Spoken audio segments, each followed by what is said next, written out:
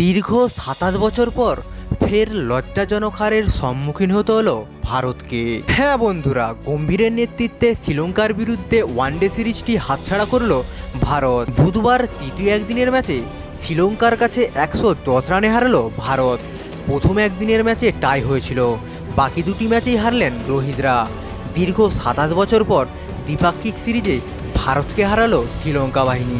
এছাড়াও এদিনের ম্যাচে দেখা গেল মোহাম্মদ সিরাজের অ্যাগ্রেসিভ মুড। হ্যাঁ বন্ধুরা, অ্যাকচুয়ালি ঘটনাটা হয়েছিল মোহাম্মদ সিরাজ শেষের দিকের একটি ওভার বল করতে আসেন, আর তখন স্ট্রাইকে ব্যাট করছিলেন কুশল মেন্ডিস।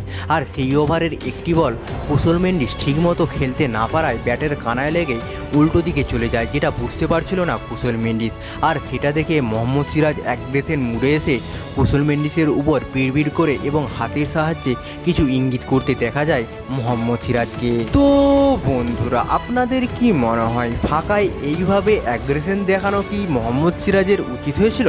আপনাদের গুরুত্বপূর্ণ মতামত অবশ্যই কমেন্টে জানিয়ে যাবেন। ভিডিওটি ভালো লাগলে লাইক করবেন, আর চ্যানেলে নতুন হয়ে থাকলে চ্যানেলটি অবশ্যই সাবস্ক্রাইব করে যাবেন।